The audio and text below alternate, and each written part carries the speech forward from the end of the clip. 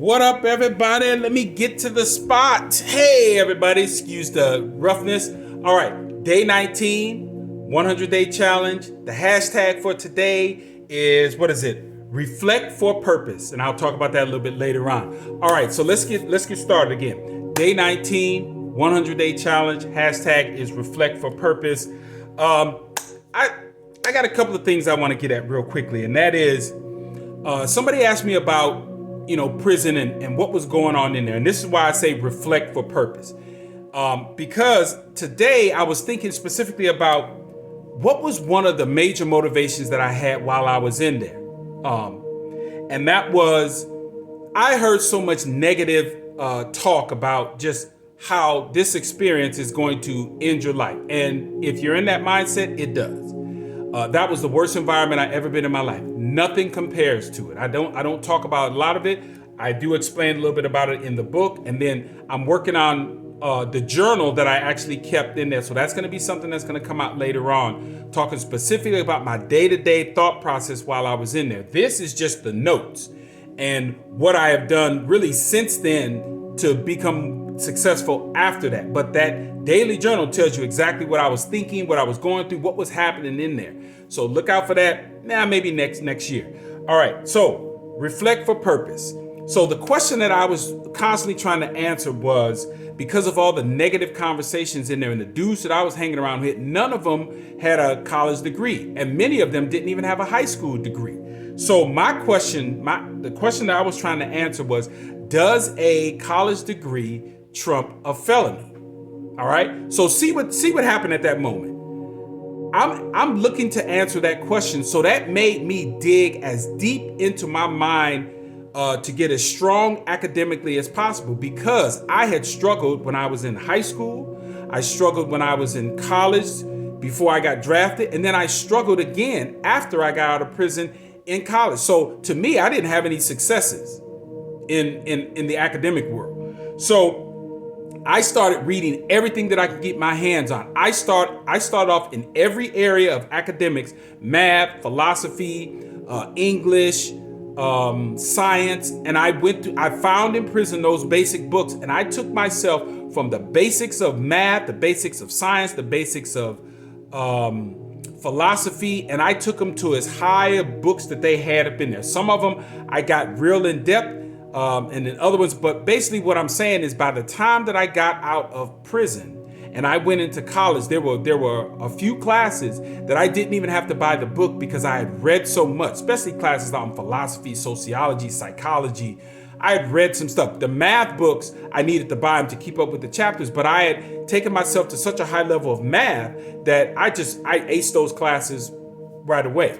But what I'm saying is that I did answer the question because I was seeking a positive answer. I didn't accept the fact that, I had made a horrible mistake to be up in there, but I wasn't going to sit on that and just say, hey, yeah, you're right. I said, I want to see if it's true. And so I did answer that question. So it's a yes and a no. And I'll probably break that down in another longer video.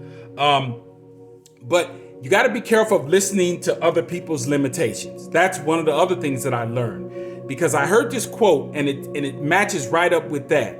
And it is, if you fight for your limitations, you get to keep them. Okay? Real simple. If you're arguing for things, you're complaining and you're just arguing to stay in your position, you get to stay there, because a lot of people are not going to want to be right there with you, especially somebody like myself. I hear you complaining, and I say this to my kids. I say complaints only state the obvious, that there is an issue that needs to be resolved. So what are you going to do to resolve it?